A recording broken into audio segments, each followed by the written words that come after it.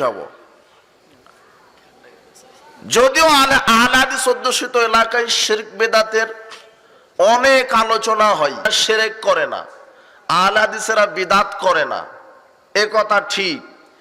কিন্তু মুসলিম হওয়ার পরেও বহু মানুষ জাহান্নামে যাবে। মুসলিম হওয়ার পরেও জাহান্নামে যাবে কারা? আব্দুল্লাহ বিন আমর রাদিয়াল্লাহু আনহু বলছেন যে রাসূল সাল্লাল্লাহু আলাইহি ওয়াসাল্লাম বলেছেন, লা ইয়াতিয়ান্না লা উম্মতি মা তালা বানি ইসরাইল, আমার উম্মতের ওই অবস্থা হবে যে অবস্থা ইহুদি খ্রিস্টানের হয়েছিল। হাজওয়ান নাল বিন নাল, যেমন দুই পায়ের জুতা পরস্পর সমান। হাত্তা ইন কানা মিনহুম মান আতা উম্মাহু আলানিয়া লাকানা ফি উম্মতি মা ইয়াসনাউ যালিক, যদি ইহুদি খ্রিস্টান তার মায়ের সাথে জেনা করে থাকে, তাহলে আমি মুহাম্মদ সাল্লাল্লাহু আলাইহি সাল্লামের মুসলিম উম্মতেরাও মায়ের সাথে জেনা করবে। তিরমিজি 2641 নম্বর হাদিস, সনদ হাসান, চলে, হাদিসটি গ্রহণীয়। ইহুদি খ্রিস্টান যদি মায়ের সাথে জেনা করে, তো মুসলিমরাও মায়ের সাথে কি করবে?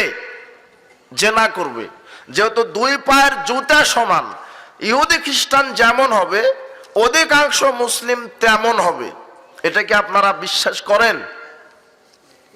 শিক্ষা, সংস্কৃতি, আপনার অর্থনীতি, নৈতিকতা, নেতৃত্ব, সব জায়গাতে মুসলমান ইহুদি খ্রিস্টানের এখন গোলাম হয়ে গেছে।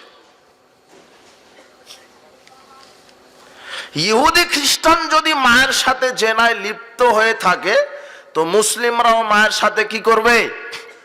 মুসলমানেরা কি মায়ের সাথে জেনা করে?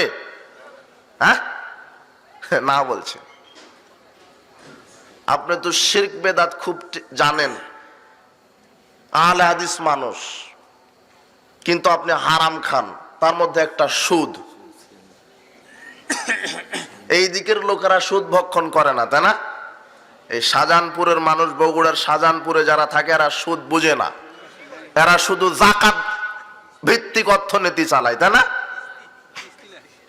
কিস্তি, লোন, হ্যাঁ, দিরহামু রিবা ইয়াকুলহু রাজুলুহু ইয়ালাম আসাদ্দু মিন খিত্তাতি সালাসিনা জিনিয়াতান। যেই পুরুষ 1 টাকা সুদ খায়, সে মায়ের সাথে কতবারের বেশি জেনা করে? আপনি বললেন যে মুসলমান জেনা করে না মায়ের সাথে। এখনই ওয়াজ শুনেন না, এখনই গিয়ে মায়ের সাথে সরাসরি দৈহিক সম্পর্কে লিপ্ত হন, তবে 1 টাকা সুদের চাইতে কম গুনাহ হবে। কথা মনে আমি বোঝাতে পারলাম না আপনাকে?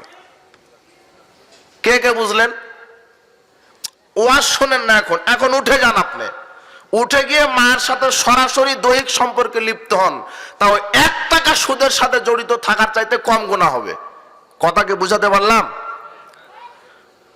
এখন গিয়ে মায়ের সাথে দৈহিক সম্পর্কে লিপ্ত হন, কেননা এখন যদি মায়ের সাথে গিয়ে দৈহিক সম্পর্কে লিপ্ত হন, তো একবার জেনা করারই পাপ হবে শুধু।